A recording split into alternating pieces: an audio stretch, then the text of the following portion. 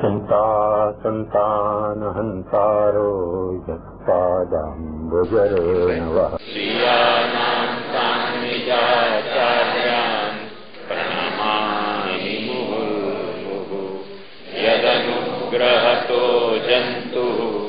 सर्वदुःखाधिगो भवेत् तमहं सर्वदा वन्दे श्रीमद्वल्लभनन्दनम् अज्ञानतिमिरान्धस्य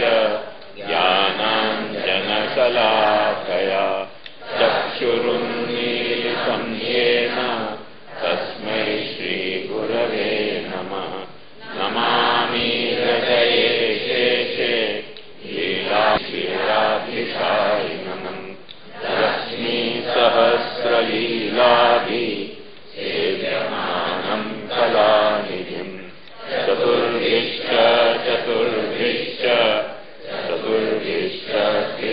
तथा षड्भिर्विराजते योऽसौ पञ्चदाहृदये मम। नमामि यमुनामहं सकलतीर्थेषु मुदा मुरारिपङ्कजस्फुरदमन्दरेणुत्कटां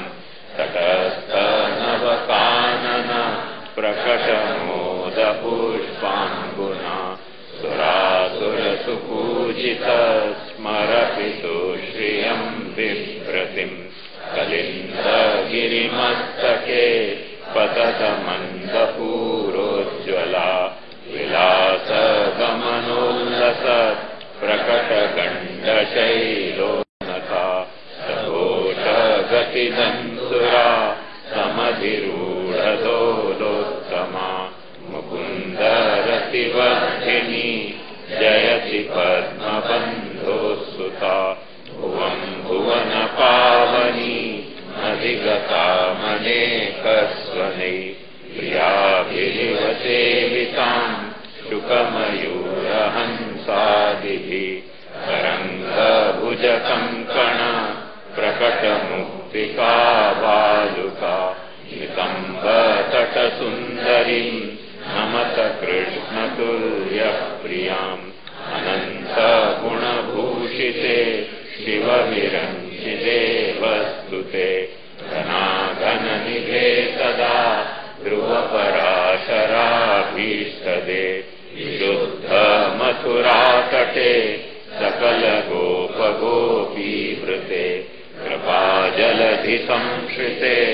मम मनः सुखं भावय यया चरणपद्मजा मुररिपो प्रियं भावुका समागमनतो भवत् सकलसिद्धिदा सेवतां दया सदृशतामियात् कमलजातपत्नीवयत् हरिप्रियकलिन्दया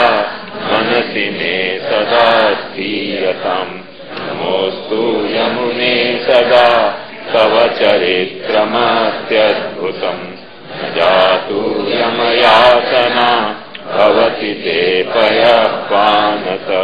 यमोऽपि भगिनी सुतान् कथमुहन्ति दुष्टानपि प्रियो भवति सेवनात् तव हरेर्यथा गोपिका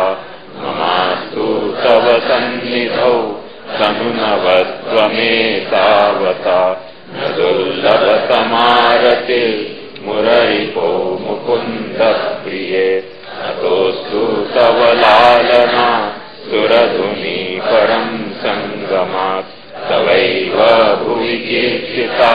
न तु कदापि पूर्तिस्थितैः स्तुतिं तव करोति कः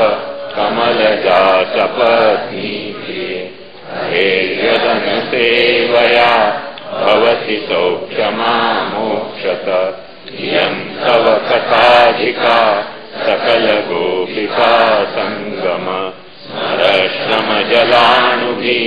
सकलगात्रजैः सङ्गम तवाष्टकमिदं मुदा पठति सूरसूते सदा